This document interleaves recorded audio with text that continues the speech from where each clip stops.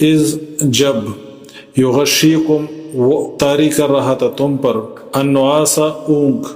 امنتاً امن دینے کے لیے منہ اپنی طرف سے وینزل اور وہ نازل فرما رہا تھا علیکم تم پر من السماء آسمان سے ماء پانی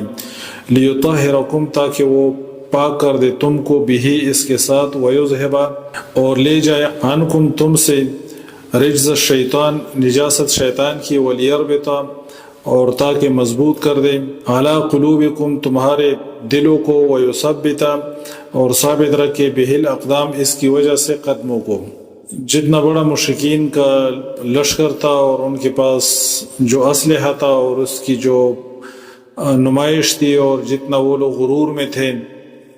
اور مسلمانوں کی جو یعنی حالت تھی کہ تعداد میں بھی کم اور اسلحہ بھی ان کے ساتھ نہ ہونے کے برابر، تو ایسے حالات میں فطری طور پر انسان کی جو کیفیت ہو سکتی ہے اس کو دور کرنے کے لیے اللہ تعالیٰ فرماتے ہیں کہ اس وقت کو یاد کرو جب میں نے تم پر غشی طاری کی، یعنی میدان بدر میں صحابہ کرام پہ جو ہے نا اونگ آئی، غشی تھوڑی دیر کے لیے جو ہے نا ان پر غشی طاری ہوئی، اور اس کیفیت سے جب وہ لوگ باہر نکلے تو بالکل فریش ہو گئے اور طبیعت سے جو ہے نا وہ بوجھ اور وہ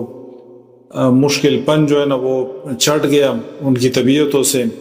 اور جہاد کے موقع پر یہ اللہ کی طرف سے مدد ہوتی ہے، جب یعنی ایسے مشکل حالات آتے ہیں اور اس وقت آپ پہ غشی طاری ہو جائیں تو یہ اللہ کی طرف سے ایک مدد ہوتی ہے۔ اس کے بعد انسان بالکل تر و تازہ اور چاق و چوبند ہو جاتا ہے اور دل سے وہ